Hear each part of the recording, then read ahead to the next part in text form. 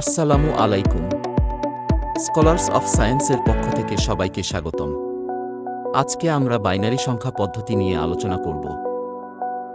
আমরা তো দৈনন্দিন জীবনে নানা হিসাব নিকাশের জন্য দশভিত্তিক বা ডেসিমাল সংখ্যা পদ্ধতি ব্যবহার করি, কিন্তু কম্পিউটার ব্যবহার করে দুইভিত্তিক বা বাইনারি সংখ্যা পদ্ধতি। ডেসিমেল বা দশভিত্তিক সংখ্যা পদ্ধতিতে আছে মোট 10টি অঙ্ক 0, 1, 2, 3, 4, 5, 6, 7, 8, 9। অপরদিকে বাইনারিতে 2টি 0 এবং 1। বাইনারি সিস্টেমে একের ঘর, দশকের ঘর, শতকের ঘর অথবা সহস্রের ঘর বলবো না।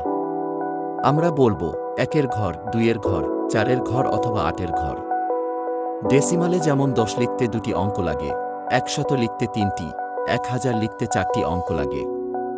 ঠিক তেমনি বাইনারিতে 2 লিখতে 2টি, 4 লিখতে 3টি, 8 লিখতে 4টি অঙ্ক ব্যবহার করতে হয়। ব্যাপারগুলো জটিল মনে হলেও আসলে অতটা জটিল না। কয়েকটি বাইনারি অঙ্ক কষলেই দেখবে সব সহজ মনে হচ্ছে। তো শিক্ষার্থী বন্ধুরা, চলো বাইনারি যোগের কয়েকটি অতি গুরুত্বপূর্ণ সূত্র মুখস্থ করে নেই। 1 + 0 = 1, 0 + 0 = 0, 0 + 1 = 1, 1 + 1 = 1, 0। এবার আমরা একটি বাইনারি যোগ করব। তোমাদের সুবিধার জন্য আমি প্রতিটি স্টেপ আলাদা করে দেখিয়ে দিচ্ছি। চলো আমরা 1, 0, 1 এবং 1, 0, 0 এর যোগ করা দেখি।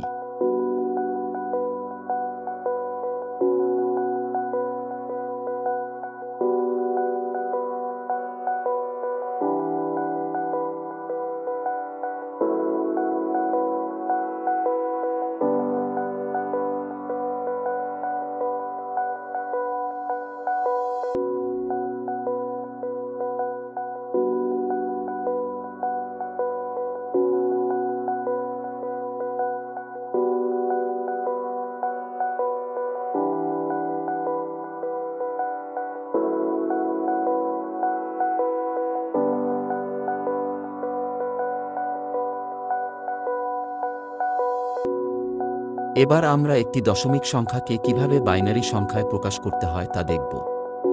ধরি দশমিক বা 10 ভিত্তিক সংখ্যাটি 25। 25কে বাইনারিতে রূপান্তরের প্রক্রিয়াটি খেয়াল করো।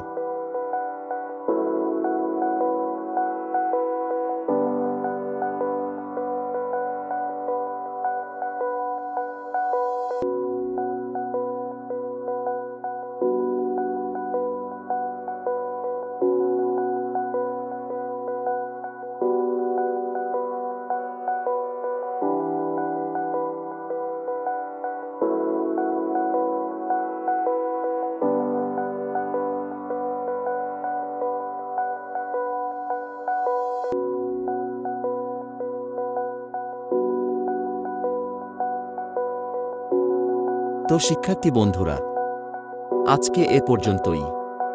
আবার দেখা হবে পরবর্তী ভিডিওতে। সে পর্যন্ত সবাই ভালো থেকো, সুস্থ থেকো। ধন্যবাদ সবাইকে।